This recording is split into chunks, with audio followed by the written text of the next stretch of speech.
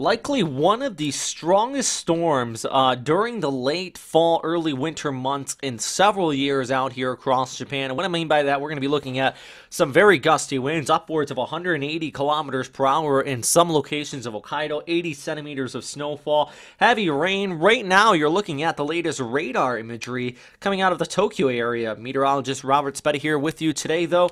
We're going to be breaking down this storm system. Definitely not a tropical update. This is more along the lines of a winter weather situation we are seeing with the latest information we're looking at right now around Nagoya. Heavy rainfall. This is going to continue to push off towards the northeast. Gale force winds expected across parts of Kanagawa, Chiba Prefecture, going through basically the rest of Tuesday evening. And yes, I do think Tokyo is going to see either a rain-snow mix this evening or straight on snow. And it's even being shown up here with our ECMWF model. Nothing near the immediate coastline. You have the modifying effect of the ocean over here. But farther inland, including western Tokyo, Saitama, you could get 1 or 2 centimeters in those areas farther inland. But the heavier stuff's here in the dark white. I mean, in these locations farther inland, just outside of Tokyo, some areas definitely 60 to 70 centimeters of total snowfall. But the bigger issue here with this storm system is the fact that, let's go ahead and actually put the pressure up on your screen here,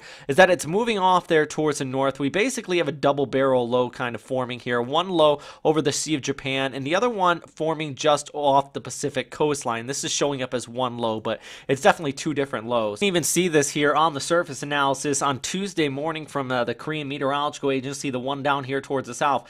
Now, the one here towards the south, the key thing you have to keep in mind is anytime you have a Pacific coast low, we call them the Pacific coast lows when they run up across Kyushu, Shikoku, and over through the Kii Peninsula, is the fact that this entire area starts to get to see the heavy rainfall as opposed to the typical nature we see this time of year with the heavy snow really being situated along the Sea of Japan coastline. It's an area also, it's getting picked up with that warm water over the Kuroshio Current. So when that happens, as we look ahead into Wednesday morning, this low rapidly intensifies. Look at the pressure around this, that pressure gradient. This is expected to be down to 950 hectopascals over Hokkaido. Just an absolutely massive storm system. And the problem here, we're looking at 180 kilometer per hour winds, definitely blizzard conditions in Hokkaido.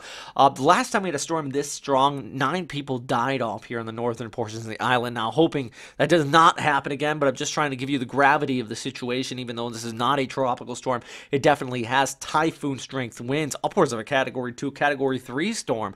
Down towards the south, those gale force winds and 9-meter high waves still potential across much of, well, the Sea of Japan coastline. By the time we go into Wednesday, I think most of the precipitation will be over for Tokyo. Still could see some rain, but if there's a chance of snow, it's going to be on Tuesday evening. But as we look ahead here, this is just going to continue to persist. And just look at that snowfall that really kicks in by Wednesday night.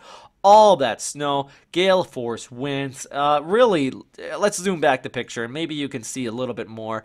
Look at the size of this storm system as it continues to wrap around with those gale force winds, or typhoon equivalent winds actually out there towards the north. So this is definitely going to be the big topic over the next 24 to 48 hours. Some areas definitely going to be seeing these are very high snow totals. Take a look at this. This is from the GFS model. I was just showing you the ECMWF. It kind of gives you a better grasp of how deep this low is going to be off of Hokkaido. Really, the main reason behind this, you have the Kuroshio Current, that warm ocean current that's fueling into this storm. This deep upper level trough just dive in out of Siberia, and that's also bringing in that colder air interacting with the warm air that we grabbed from the storm system when it pushed out of eastern portions of China. So what we have is a lot of cold air aloft, warm air at the surface. It just makes for an immense amount of instability.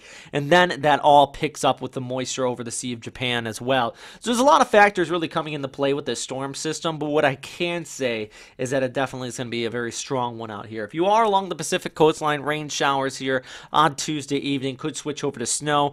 Hokkaido, though, it is going to be blustery. If you have plans to travel to Hokkaido skiing over the next 48 hours, it's not a couple of days you really even want to be outside out there. And then as the storm continues to track off, it's going to continue to pump that cooler air over the Sea of Japan. So we're going to still see sea effect snow likely going through Friday. At least if you're a skier by this weekend, Saturday and Sunday. I think that this is going to be a big powder weekend. Farther towards the south, though, Okinawa, you're still going to be seeing some blustery conditions as well. Even some rainfall here still on your Tuesday. All right, guys, that is all for now. 5-minute update. So just trying to keep it short and sweet. But if you are watching from Japan, please let me know in the comment section down below. And as always, stay safe out there.